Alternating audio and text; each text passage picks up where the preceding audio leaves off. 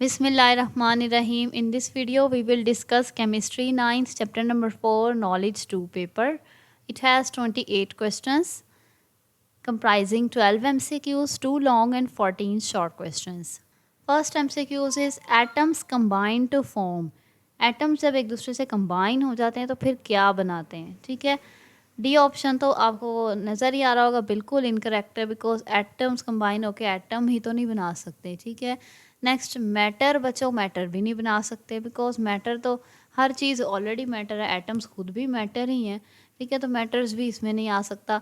फिर सी है आइन, एटम कंबाइन हो जाएंगे तो फिर वो कोई नई चीज़ बनाएंगे। आइन तो एक एटम का ही होता है, आइन भी एक सिंगल चीज़ है, ठीक है, कोई ऐसी चीज़ बने जो डबल हो, क्योंकि एटम्स कंबाइन हो गए, ठीक है, तो इसलिए C option is also incorrect. Only A option is correct. Molecule, जब दो एटम मिलते हैं तो जो नई चीज़ बनती है वो होती है molecule. Next, the number of electron in valence shell of halogen. Halogens जो हैं उनके सबसे बाहर वाले, वैलेंस का मीन्स आउटर मोस्ट शेल, ठीक है, तो वहाँ पर कितने इलेक्ट्रॉन्स होते हैं। तो बच्चों ये वैलेंस इलेक्ट्रॉन्स का पता लगाने के लिए ग्रुप नंबर पता होना चाहिए। तो हैलोजन्स का ग्रुप नंबर है 7A या 17, आपकी बुक के हिसाब से 17, और वैसे अगर हम लिखते हैं तो 7A। तो इसके बाहर वाले शेल में 7 इलेक्ट्रॉन्स हैं। C option is correct. Next, chlorine has dash electron in outer most shell. अब बच्चों क्लोरीन क्या है, क्लोरीन भी हैलोजन ही है, ठीक है, यानी क्लोरीन हैलोजन ही है, तो इसके भी बाहर 7 ही इलेक्ट्रॉन होंगे। ऑप्शन सी, क्लोरीन 7 ग्रुप से बिलोंग करती है। Which molecule has triple covalent bond. अब यहाँ पे हाइड्रोजन है, हाइड्रोजन में आपको पता है H ओनली 1 बॉन्ड, ठीक है। O2 में डबल बॉन्ड होता है, N2 में भी डबल बॉन्ड होता है, ठीक है, तो N2 में ट्रिपल बॉन्ड होता है, ठीक है। और C2H4 अगर आप ड्रॉ करेंगे दो कार्बन्स, तो इनके दरमियान भी डबल बॉन्ड आएगा, ठीक है। तो सिर्फ N2 है जो कि ट्रिपल कोवलेंट बॉन्ड होता है। नेक्स्ट है electronegativity of carbon is, carbon की कितनी होती है, ठीक है, इलेक्ट्रोनेगेटिविटी तो इसकी होती है 2.6, ये वैल्यू है, ठीक है, ये आपको पता होनी चाहिए। C option. Next, ice floats on water. Ice water के ऊपर क्यों फ्लोट करती है। तो कोई चीज़ जब ऊपर तैरती है बच्चों तो उसकी वो हल्की होती है, ठीक है, और जो चीज़ भारी होती है वो हमेशा नीचे रह जाती है। तो वाटर हैवियर है तभी वो नीचे रह जाता है, और आइस हल्की है वाटर से तभी वो ऊपर फ्लोट करती है, ठीक है। तो कौन सा ऑप्शन करेक्ट है, ये वाटर डेंस है।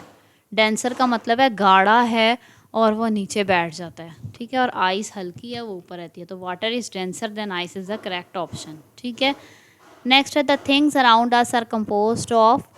हमारे इर्द गिर्द जो चीज़ें हैं वो किन से मिलके बनी हैं, एटम से। ए ऑप्शन, ये आपकी बुक की लाइन है, जो बुक की स्टेटमेंट है वही करेक्ट होगी, ठीक है। नेक्स्ट है atoms react with each other because, ठीक है, एटम्स क्यों रिएक्ट करते हैं, तो क्योंकि they attract each other, it's not important, ठीक है। They are short of electron, ठीक है, लेकिन जो मेन बात है इलेक्ट्रॉन शॉर्ट हैं फिर भी वो रिएक्ट करके बाद में वो क्या हो जाना चाहते हैं, वो जानना चाह रहा है, ठीक है। तो C option, they want to attain stability, वो स्टेबल होना चाहते हैं, ठीक है। तो ये बुक की वर्डिंग भी है कि atom react with each other because they want stability, ठीक है, वो एक दूसरे से रिएक्ट करके स्टेबल हो जाते हैं। नेक्स्ट है which type of forces are dominant during chemical bond formation, ठीक है, बॉन्ड बनाने के वक्त अगर बॉन्ड बनना है तो फिर कौन सी फोर्सेस का डोमिनेंट होना, ज़्यादा होना ज़रूरी है, अट्रैक्टिव का या रिपल्सिव का, ठीक है। ये दोनों ऑप्शंस तो यहाँ पे नहीं आएंगे बिकॉज ये वंडरवाल फोर्सेस हैं, ये एटम्स ये बॉन्ड केमिकल बॉन्ड के दरमियान नहीं आ सकती, ठीक है, ये अलग टाइप है, ये मॉलिक्यूल्स के दरमियान होती हैं। केमिकल बॉन्ड जो है वो एटम्स के दरमियान बनता है, उसके दौरान अट्रैक्टिव फोर्सेस का डोमिनेंट होना ज़रूरी है। बी ऑप्शन इज़ करेक्ट, ठीक है। अगर अट्रैक्ट करेंगे दो एटम एक दूसरे को, अट्रैक्ट ज़्यादा करें और रिपेल कम करें फिर ही तो वो बॉन्ड बनाएंगे, अगर वो रिपेल ज़्यादा करेंगे फिर तो बॉन्ड बनेगा ही नहीं, ठीक है। नेक्स्ट है electronic configuration of neon. Neon का एटॉमिक नंबर होता है 10, ठीक है, तो इसमें आप काउंट कर लेंगे इलेक्ट्रॉन, जो उनसे 10 होंगे वो करेक्ट होगा, ठीक है। 2 2 4 और 6 कितने हुए 10। ठीक है, that means A option is correct. ठीक है, next noble gases very unreactive होती है, डी ऑप्शन इज करेक्ट। ठीक है, ये रिएक्ट नहीं करती हैं बिकॉज इनका आउटर मोस्ट शेल कंप्लीट होता है। नेक्स्ट है the atom having less than 2 और 8 इलेक्ट्रॉन द वैलेंस शेल, जिनके वैलेंस शेल में इससे कम इलेक्ट्रॉन हो, 2 और 8 ना हो। तो 2 और 8 किस में होते हैं बेटा, नोबल गैसेस में, और वो स्टेबल होती हैं, इसलिए नोबल गैसेस भी नहीं आ सकता और स्टेबल भी नहीं आ सकता। उसने कहा इनसे कम इलेक्ट्रॉन हो तो वो चीज़ क्या होगी, दे विल बी अनस्टेबल। ठीक है, बी ऑप्शन इज़ करेक्ट। ठीक है, और जो चीज़ अनस्टेबल होती है वो हमेशा रिएक्टिव होती है, तो इसलिए नॉन रिएक्टिव का ऑप्शन नहीं आ सकता। जो चीज़ स्टेबल होती है वो रिएक्टिव होती है, नोबल गैसेस ही स्टेबल हैं और नोबल गैसेस ही नॉन रिएक्टिव हैं। ठीक है, तो इसलिए वो इस ऑप्शन में नहीं आएंगी, और हमारे पास option B is the correct option. Next है list of short question, what is the building unit of all matter. तो atoms are building unit of all matter. Second है name the type of chemical bond. Chemical bonds की 4 types हैं, उनके names आ जाएंगे, ionic bond, covalent bond, coordinate covalent bond and metallic bond.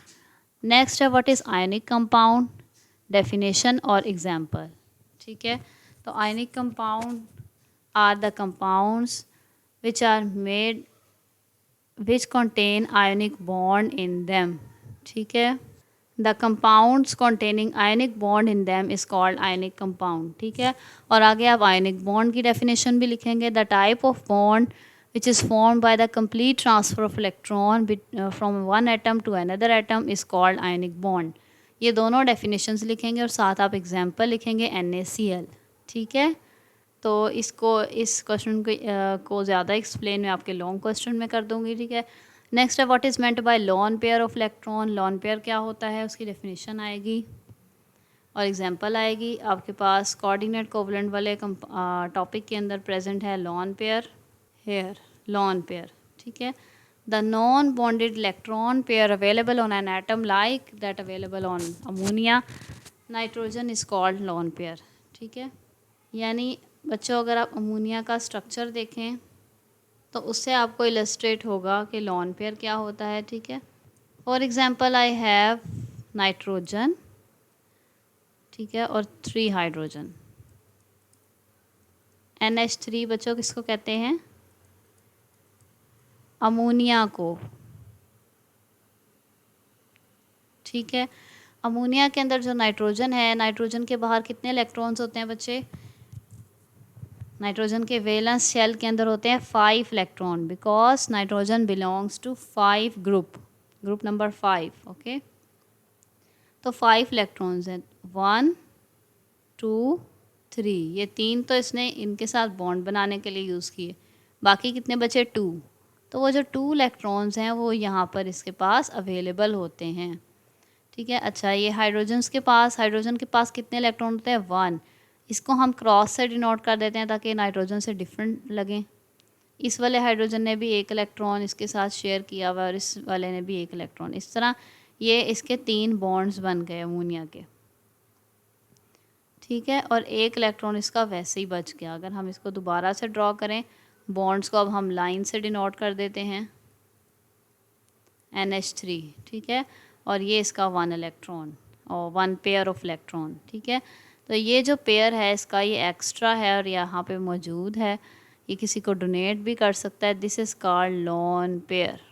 Okay, so like this. Next question, what type of element form metallic bond, explain और example. ठीक है, तो आप लिखेंगे कि मेटल्स फॉर्म मेटालिक बॉन्ड। ठीक है, because metal has free electrons in them. Example आप लिखेंगे सोडियम, पोटेशियम, कैल्शियम। ठीक है, सिंपल क्वेश्चन है बच्चों। मेटालिक बॉन्ड कौन से एटम बनाएंगे, मेटल्स ही बनाएंगी ना मेटालिक बॉन्ड, और तो कोई नहीं बनाएगा। ओके, नेक्स्ट है what type of attractive forces are found between HCl molecule. HCl के मॉलिक्यूल्स के दरमियान कौन सी मॉलिक्यूल्स, अब उसने यहाँ एक ही मॉलिक्यूल की बात की है, अगर वो मॉलिक्यूल्स कहता 2 मॉलिक्यूल होते तो फिर 2 मॉलिक्यूल्स के दरमियान जो फोर्स होती है उसे कहते हैं इंटरमोलिकुलर फोर्स, लेकिन यहाँ इसने एक मॉलिक्यूल दिया, यानी कि केमिकल बॉन्ड पूछ रहा है कि कौन सा बॉन्ड होता है HCl के मॉलिक्यूल्स, HCl के दरमियान। तो बच्चों कोवलेंट बॉन्ड होता है, ठीक है। Covalent bond is present between HCl molecule, और आप इसका स्ट्रक्चर ड्रॉ करेंगे, ठीक है।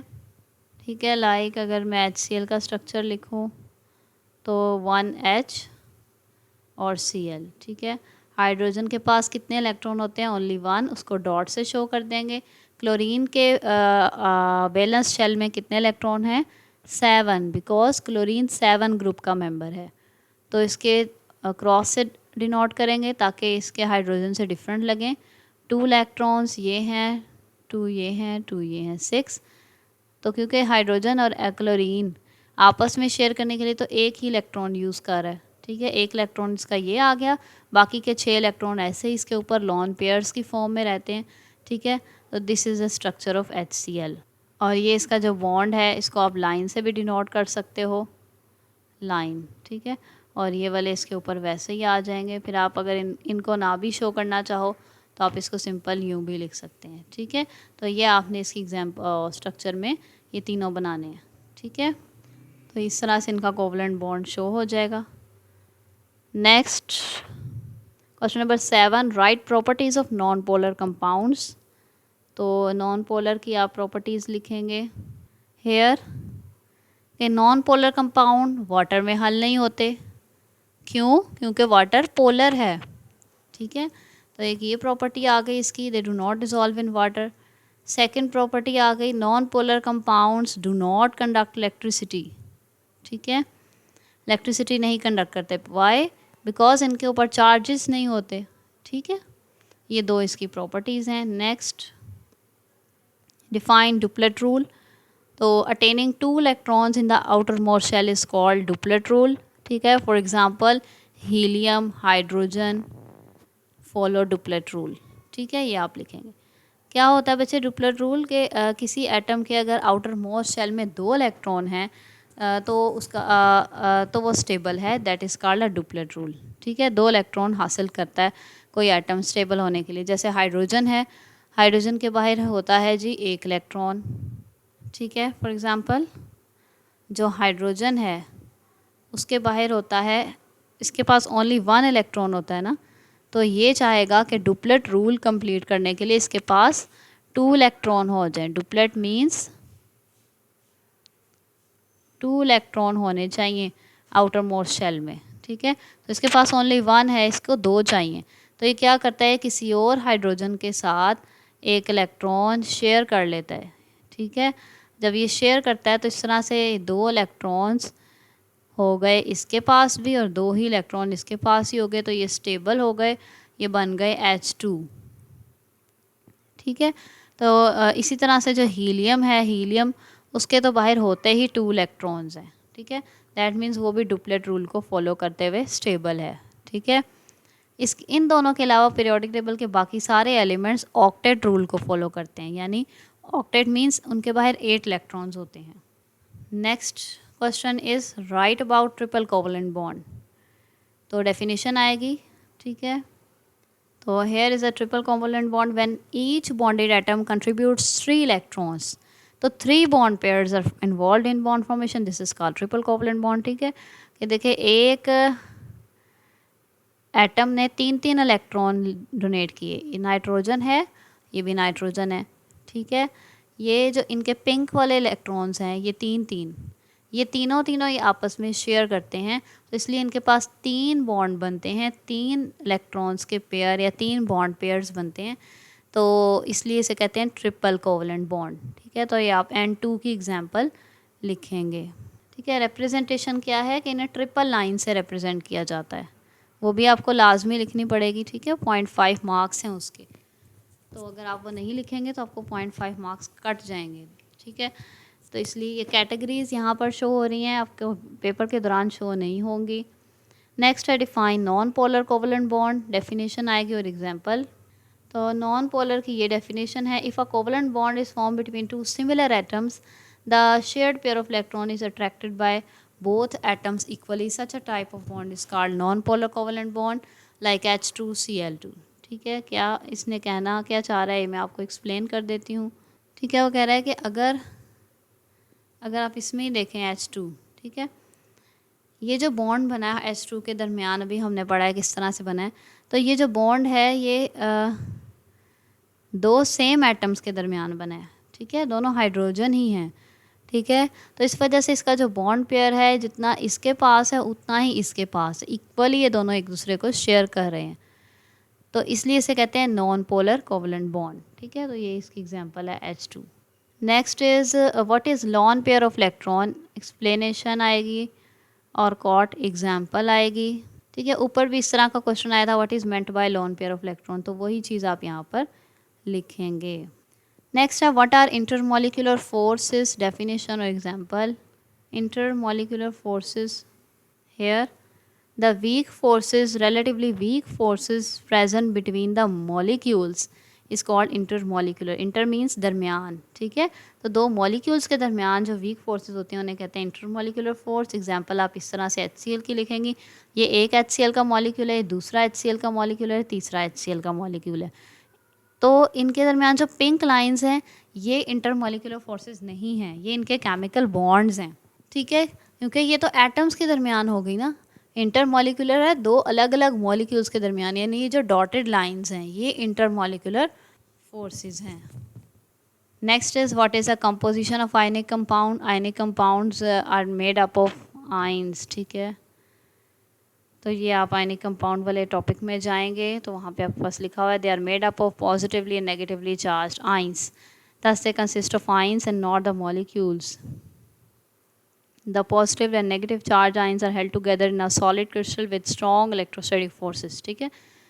ये इसका आंसर आएगा कि चार्जेस से मिलके बनते हैं और ये जो आइंस हैं इनके दरमियान स्ट्रॉन्ग फोर्सेस होती हैं। Next is what is malleability. Malleability की डेफिनेशन आएगी, यहाँ पर है आपके पास malleability is a property by virtue of which a metal can be rolled into sheets, ठीक है। एक मेटल को रोल करके उसकी शीट्स भी बनाई जा सकती हैं, तो उसे कहते हैं मैलिएबिलिटी। ई-बीप्स तालीम तरबियत और इम्तहानों की तैयारी का जदीद और अपनी किस्म का एक मुनफरिद निज़ाम है जो आपको घर बैठे ऑनलाइन तरीके से ना सिर्फ इम्तहानों की तैयारी खसूसी अंदाज में करवाता है बल्कि ये भी बताता है कि आपकी अब तक की तैयारी का मायार क्या है, तैयारी में क्या क्या खामियां हैं, ये खामियां कौन सी किताब के कौन से हिस्से में हैं, कौन सी गलती आप बार बार दोहराते हैं और अब तक के दिए गए पर्चों में आप ये गलती कितनी बार दोहरा चुके हैं और किस किस सवाल में आपने ये गलती दोहराई है, इस गलती को दूर कैसे किया जा सकता है। इसके अलावा पर्चे हल करने की तरकीब यानी प्रेजेंटेशन में क्या क्या गलतियां बार बार दोहराते हैं और अब तक के दिए गए पर्चों में वो गलतियां कितनी बार दोहरा चुके हैं और किस किस पर्चे में आपने ये गलती दोहराई है और इस गलती को दूर कैसे किया जा सकता है। आपकी लिखाई यानी हैंड राइटिंग का मायार क्या है और उसको कैसे बेहतर किया जा सकता है। ओके, नेक्स्ट है जी हमारे पास right down the properties of ionic compound. तो उसके आप आयनिक कंपाउंड की डेफिनेशन लिखें, साथ में आप एग्जांपल लिखेंगे, कंपोजिशन लिखेंगे और प्रॉपर्टीज़ लिखेंगे। तो अभी डेफिनेशन आप लोगों ने अभी डिस्कस की थी। क्या डेफिनेशन थी कि ionic compounds, the compounds containing ionic bond is called ionic compound. तो आपके पास डेफिनेशन आ गई और साथ आपने उसकी कंपोजिशन वगैरह लिखनी है, जैसे अभी हमने पढ़ा था they are positively charged, positive और नेगेटिव चार्जेस से मिलके बनते हैं, इनके दरमियान स्ट्रॉन्ग फोर्सेस पाई जाती हैं जिसकी वजह से एक दूसरे से कनेक्ट होते हैं, ठीक है। अब ये इनकी प्रॉपर्टीज़ हैं, पहली तो ये कि they are crystalline solids, crystal structure होता है। सेकेंडली कि जब ये सॉलिड स्टेट में होते हैं तो इन इलेक्ट्रिसिटी कंडक्ट बहुत काम करते हैं, ठीक है, बिकॉज बच्चों इलेक्ट्रिसिटी कंडक्ट करने के लिए चार्जेस को मूव करना ज़रूरी है, फ्री होना ज़रूरी है, लेकिन सॉलिड में स्पेस नहीं होती है तो चार्जेस बिल्कुल भी फ्री नहीं होते। इसलिए अगर जब हम इनका सोल्यूशन बनाएंगे तो फिर इनके चार्जेस फ्री होंगे, या जब ये मेल्ट होंगे मोल्टन फॉर्म में होंगे तब इनके चार्जेस फ्री होंगे, तो तब ये गुड कंडक्टर्स होंगे। थर्ड है इनके मेल्टिंग एंड बॉइलिंग पॉइंट्स ज़्यादा होते हैं। उसकी क्या वजह है? क्योंकि इनके चार्जेस होते हैं, इनकी फ़ोर्स बहुत स्ट्रॉन्ग होती है, इलेक्ट्रोस्टैटिक फ़ोर्स होती है, उसको तोड़ने के लिए बहुत ज़्यादा एनर्जी लगानी पड़ती है। दैट्स वाई इनके high melting and boiling points हैं। ठीक है, जैसे सोडियम क्लोराइड का मेल्टिंग पॉइंट है 800 और बॉइलिंग पॉइंट है 1413 डिग्री सी। ठीक है, तो इनके दरमियान बहुत स्ट्रॉन्ग फोर्सेस है, वही उसने रीज़न लिखा है। फोर्थ है जी कि ये डिज़ोल्व हो जाते हैं वाटर के अंदर, पोलर सॉल्वेंट्स के अंदर। ठीक है, बिकॉज इनमें चार्जेस होते हैं और वाटर के अंदर भी partial minus partial plus charge होता है, तो वो ईज़िली इनको डिज़ोल्व कर लेता है। इसके अलावा वाटर की क्या कैपेसिटी है? Water is has high dielectric constant. Dielectric constant क्या होता है बच्चों? कि ये किसी भी सॉल्वेंट की ऐसी प्रॉपर्टी है जिसकी वजह से वो सोल्यूट के पार्टिकल्स के दरमियान फ़ोर्स को ब्रेक करके उनको अपने अंदर डिज़ोल्व कर सकता हो। ठीक है, तो वाटर की ये वैल्यू बहुत ज़्यादा है, 81 के करीब होती है, कुछ 70s में होती है। ठीक है, इसकी वैल्यू इतनी ज़्यादा है, इस वजह से ये जो है सोडियम क्लोराइड है जैसे उसको अपने अंदर हल कर सकता है। सोडियम और क्लोरीन के दरमियान जो स्ट्रॉन्ग फोर्स है उसको वीक कर देता है और उनको अपने अंदर हल कर लेता है। Next question is write down, example भी आप लिखेंगे आयनिक कंपाउंड में NaCl की। Next right down the properties of metals, definition लिखेंगे एग्जाम्पल और प्रॉपर्टीज़। मेटल्स की जो डेफिनेशन है उसको आप नोट डाउन कर लें। ठीक है, तो metals are the elements which are electropositive and form cations by losing electrons. ठीक है, metals are the elements which are electropositive and form cations by losing electrons. ठीक है, कि मेटल ऐसे एलिमेंट हैं जो कि इलेक्ट्रोपॉजिटिव होते हैं। इलेक्ट्रोपॉजिटिविटी क्या होती है? कि इलेक्ट्रॉन्स को निकालने की सलाहियत रखते हैं। ठीक है, तो इलेक्ट्रॉन्स को निकाल के ये कैटाइंस बनाते हैं। जब भी इलेक्ट्रॉन निकलता है तो पॉजिटिव चार्ज आता है, कैटाइन बनता है। ठीक है, तो इस वजह से मेटल जो हैं वो कैटाइंस बनाने की सलाहियत रखते हैं। ठीक है, अब इनकी एग्जांपल है सोडियम, पोटेशियम, कॉपर, कैल्शियम। ठीक है, अब इनकी जो प्रॉपर्टीज़ हैं वो ये हैं, दे शो मेटालिक लस्टर, यानी चमक होती है इनकी स्पेसिफिक। सेकंड है they are malleable and ductile. Malleability क्या होती है? कि एक मेटल को रोल करके उसकी शीट्स बना सकना। ठीक है, और तो इसकी वजह से, इस मेलिएबिलिटी की प्रॉपर्टी की वजह से जो कंपनी है उसको फ़ायदा होता है कि मैन्युफैक्चरिंग कंपनीज़ को, कि वो उन्हें ईज़िली रोल करके उन्हें मशीनरी के ज़रिए फोर्स करके उनकी डिफरेंट स्टेट बना सकती हैं। ठीक है, इसके अलावा जैसे इनकी प्रॉपर्टी है कि डक्टाइल, यानी इनकी वायर्स भी बनाई जा सकती हैं, पतली पतली वायर्स, जैसे जो इयररिंग्स होते हैं उनके बारीक बारीक वायर्स होती हैं। ठीक है, तो उस तरह से हम मेटल्स को कर सकते हैं मोल्ड। थर्ड है जी, they have high melting and boiling points. इनके मेल्टिंग बॉइलिंग पॉइंट बहुत ज़्यादा होते हैं। इनको यानी ब्रेक करने के लिए, इनकी फोर्सेस ब्रेक करने के लिए बहुत ज़्यादा एनर्जी लगानी पड़ती है। फोर्थ है जी, इनका साइज़ बहुत बड़े होते हैं। इसकी वजह, साइज़ जब बड़ा होता है बच्चों, न्यूक्लियस की अपने इलेक्ट्रॉन्स पे अट्रैक्शन वीक हो जाती है, क्योंकि इलेक्ट्रॉन्स बहुत दूर दूर तक फैल जाते हैं। तो उस वजह से इलेक्ट्रॉन्स का रिमूव होना वेरी इजी होता है, उसमें कोई एनर्जी नहीं लगानी पड़ती, इसलिए इनकी आयोनाइजेशन एनर्जीज लो होती हैं और ये कैटाइंस बनाती हैं। जब इलेक्ट्रॉन निकल जाता है तो इन पे प्लस चार्ज आ जाता है, दैट इज़ कॉल्ड कैटाइन। फिर ये हीट और इलेक्ट्रिसिटी कंडक्ट कर सकती हैं हर स्टेट में, चाहे सॉलिड हो चाहे लिक्विड हो। Why? Because they always have mobile electrons, free electrons. ठीक है, इनके अंदर फ्री इलेक्ट्रॉन्स होते हैं, इसकी वजह से ये हीट और इलेक्ट्रिसिटी कंडक्ट कर सकते हैं। ओके, तो ये आ गई। अब अच्छा, यहाँ पे मेलिएबिलिटी की आप डेफिनेशन तो लिखेंगे, साथ आपको इम्पोर्टेंस का भी 1 मार्क है। तो आप इम्पोर्टेंस ये लिखेंगे कि malleability is crucial to the manufacture of many metal products such as thin sheets और फॉइल्स। ठीक है, यानी बहुत सारे मेटल प्रोडक्ट्स बनाने के लिए मेटल से आपको पता है कितनी चीज़ें बनती हैं। आपके सामने बर्तन है, फॉयल जैसे एलुमिनियम फॉयल है, उस तरह से हैं, थिन शीट्स बनानी होती हैं मेटल्स की। तो वहाँ पे मैलिएबिलिटी का बहुत ज़्यादा फ़ायदा होता है इंडस्ट्रीज़ में।